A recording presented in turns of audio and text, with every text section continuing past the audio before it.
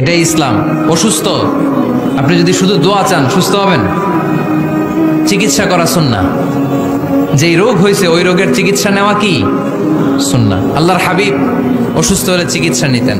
হাতে একবার বিচ্ছু কামড় দিল আল্লাহর হাবিবের আঙ্গুলে, তিনি রেগে গেলেন, ব্যথা পেলেন, আর বিচ্ছুরে বললেন, আরে বিচ্ছু, মানুষও চিনোস না, নবীও চিনোস না, কোথায় কামড় দিতে হবে এটাও জানোস না, কিন্তু কামড় যখন দিয়ে ফেলছে বিশ্বনবী ব্যথা পাচ্ছেন। বিশ্বনবী সূরা ইখলাস পড়ে ফাতিহা পড়ে ফু দিতে লাগলেন, আর আম্মাজান আয়েশাকে বললেন লবণের পানি গরম দিয়ে ঢালতে থাকো। আম্মাজান আয়েশা লবণের পানি আনলেন। লবণের গরম পানির ভেতরে সোডিয়াম ক্লোরাইড আছে, ন্যাচারাল পেইন কিলার, ব্যথা নাশ করে। আম্মাজান আয়েশা গড়গড় করে লবণের পানি ঢালতে লাগলেন, আল্লাহর হাবিব কোরআন পড়ে ফু দিতে লাগলেন। পানি ঢালা শেষ, গড়গড় করে লবণের পানি ঢালা শেষ, বিশ্বনবীর দোয়া পড়া শেষ, এর মধ্যে আঙ্গুলের ব্যথাও শেষ। কারণ দুইটার সমন্বয় হয়েছে, দোয়াও আছে, দাওয়াও